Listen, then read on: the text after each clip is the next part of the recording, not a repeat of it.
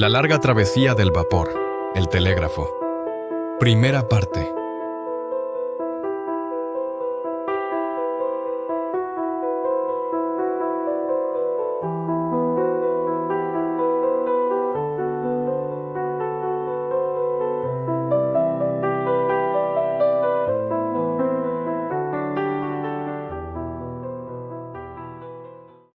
Hay barcos que simplemente surcan los mares. Otros navegan directamente a través de las páginas de la historia. Este es el relato de uno de esos buques, la historia de un solo barco de vapor, cuyo notable viaje conecta la Guerra de Secesión estadounidense con las luchas revolucionarias del Caribe y, en el proceso, se corrige un malentendido histórico que lo asocia al Grito de Lares en Puerto Rico. Fue conocido por muchos nombres: Red Gauntlet, Telégrafo, Restauración. Su casco de hierro fue testigo de la caída de lo que intentó ser una nueva nación, de la furia de la naturaleza y de los sueños febriles de revolución en el Caribe. Esta es su larga travesía. Un viaje que nos obliga a desenredar la historia del mito y a descubrir cómo la verdadera historia de un barco puede cambiar nuestra comprensión del pasado. Nuestra historia comienza en la década de 1860, con el estallido de la Guerra de Secesión estadounidense. La Confederación del Sur, un territorio con economía agraria, basaba su supervivencia en un solo rey, el rey algodón. Creían que la dependencia europea de su algodón, especialmente de la industria textil británica, forzaría a Inglaterra y Francia a intervenir en su favor. Pero las potencias europeas declararon su neutralidad, y el presidente Abraham Lincoln ordenó un bloqueo naval masivo para estrangular la economía sureña. El sur no estaba preparado. Carecía de una marina mercante, de industria para fabricar armas y de una estructura económica robusta. Aislados y desesperados, recurrieron a negociaciones clandestinas con ciudadanos británicos. Así nació un negocio inmensamente lucrativo y peligroso: el contrabando.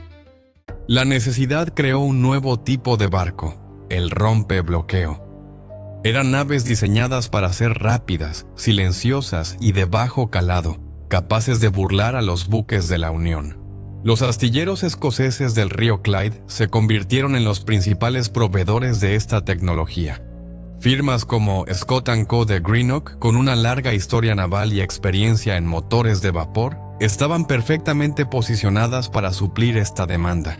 A finales de 1863, un astuto comerciante escocés llamado Thomas Stirling Begbie, a través de su compañía Albion Trading, encargó a Scott & Co. la construcción de 6 vapores exquisitos. Uno de ellos era el Red Gauntlet, ordenado en enero de 1864. Era una maravilla de la ingeniería de su tiempo, un casco de hierro de 200 pies, pintado de un gris brumoso para camuflarse en el mar, y propulsado por un motor de vapor de oscilación que le permitía alcanzar una velocidad considerable. Su diseño incluía chimeneas telescópicas y el uso de carbón de antracita, que no producía humo, haciéndolo casi invisible en el horizonte. Entregado en mayo del 64, el Red Gauntlet no perdió tiempo. Cruzó el Atlántico y llegó a La Habana, el epicentro del contrabando confederado en el Caribe. Tras un accidente y reparaciones que retrasaron su misión, el 31 de julio de 1864 partió hacia Mobile, Alabama. Sus bodegas contenían suministros vitales para el esfuerzo de guerra: plomo, carne, cuero y café. Pero el destino le tenía preparada una sorpresa.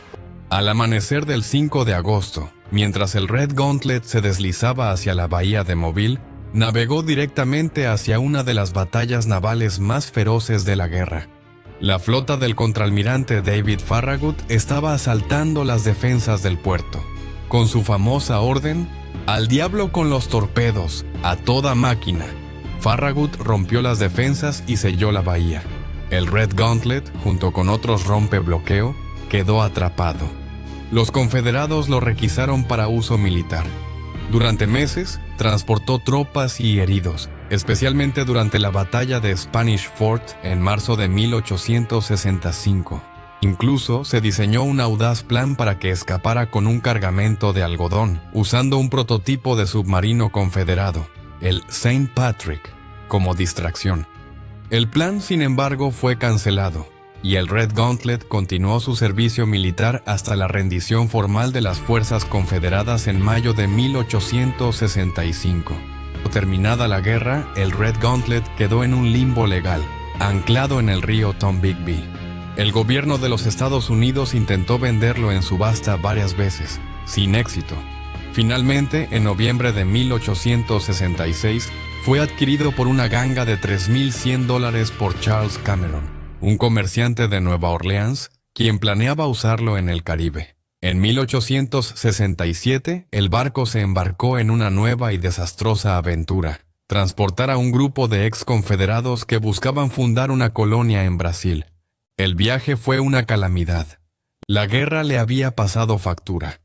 El barco, descrito por la prensa como un viejo rompebloqueo en un estado deplorable, sufrió averías mecánicas y tuvo que detenerse de emergencia en La Habana. Las desgracias continuaron en St. Thomas.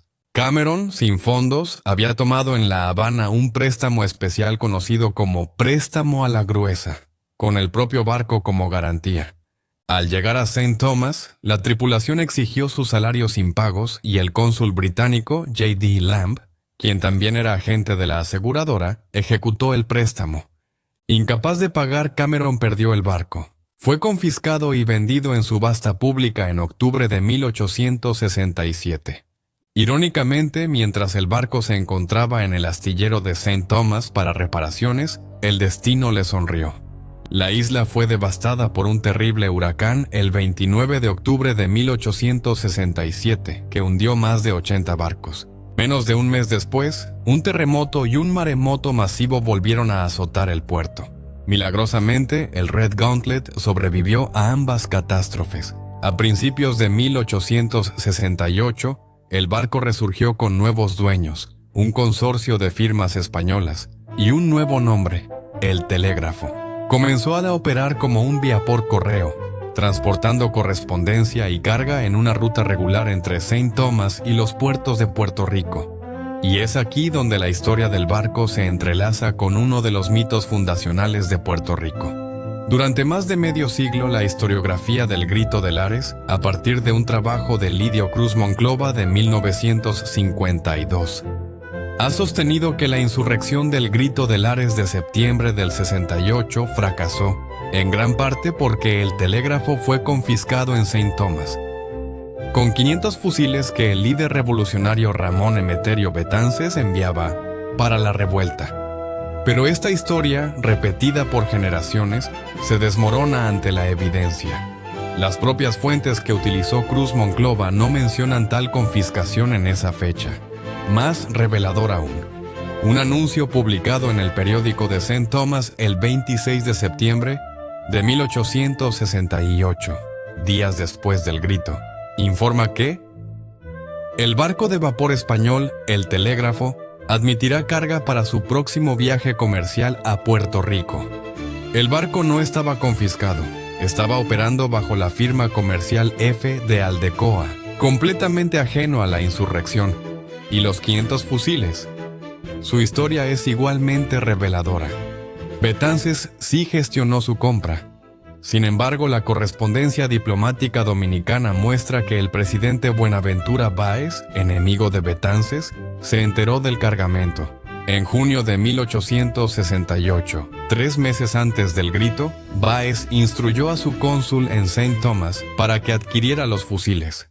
Las 26 cajas con las armas fueron embarcadas en la goleta Dos Hermanos y enviadas a Santo Domingo, donde fueron depositadas en el arsenal del gobierno. El propio ministro de Relaciones Exteriores de Santo Domingo confirmaría más tarde esta operación. Los fusiles nunca estuvieron destinados a llegar a Lares en septiembre de 1868. La historia de la confiscación no es una invención total, sino un error de tiempo, lugar y protagonista. La verdadera confiscación ocurrió 5 meses después del Grito de Lares e involucró a otro gran revolucionario caribeño, el general dominicano Gregorio Luperón. En enero de 1869, Luperón y sus colaboradores, entre ellos el propio Betances, compraron el telégrafo en Saint Thomas para lanzar una expedición naval contra el presidente Báez. El sábado 13 de febrero, cuando Luperón y sus hombres se preparaban para zarpar, las autoridades danesas intervinieron. El periódico local informó que el vapor fue detenido por el gobierno en la víspera de su partida. La razón: se sospechaba que era portador de armas y municiones para revolucionar un país con el que estamos en paz. El cargamento militar fue confiscado y el barco fue detenido temporalmente. Este es el evento real que la historia confundió y atribuyó erróneamente al Grito de Lares.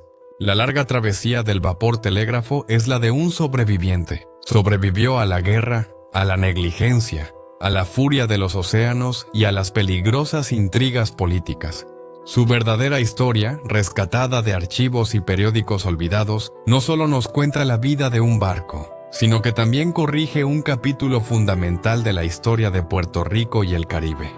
Nos recuerda, como expresó Georg Fromm, que después de más de un siglo todavía buscamos una interpretación adecuada de los momentos importantes de nuestra historia.